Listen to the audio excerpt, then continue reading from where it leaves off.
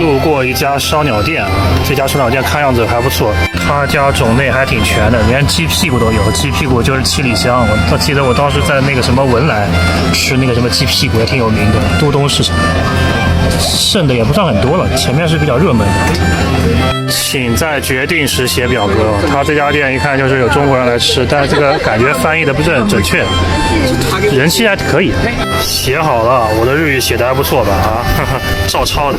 不过美中不足的是，他家好像是电烤的，我更想吃那个就是炭烤的。这边挺中心的，这里是鹿儿岛的天文馆，天文馆通，人老多了，大晚上的。